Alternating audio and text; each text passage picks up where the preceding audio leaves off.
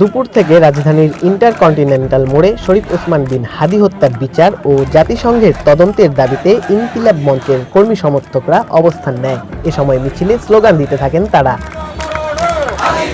এক পর্যায়ে ব্যারিকেড ভেঙে ভেতরে প্রবেশ করতে শুরু করে বিক্ষুব্ধ জনতা। পরে পুলিশ বাধা দিলে বাধে সংঘর্ষ।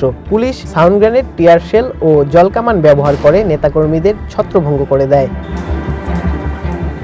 এই সংঘর্ষে ইনকিলাব মঞ্চের সদস্য সচিব আব্দুল আল জাবের ও রাকসুর জিএস সালাউদ্দিন আম্বার সহ শতাধিক আহত হন।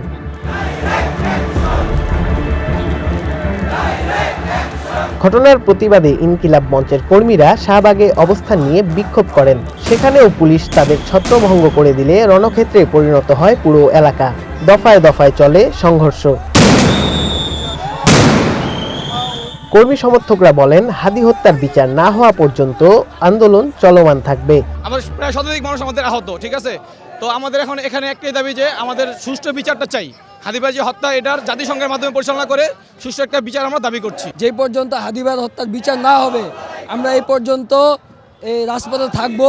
শান্তিপূর্ণভাবে আসি যতক্ষণ না পর্যন্ত হাদী ভাইয়ের হত্যার বিচারের কোনো সুষ্ঠু এবং জাতিসংঘের যে আমাদের যে দাবি যে জাতিসংঘের মাধ্যমে এটার তদন্ত করতে হবে, সেটা যতক্ষণ পর্যন্ত নিশ্চিত না করবে আমরা রাজপথে আসি ইনশাআল্লাহ।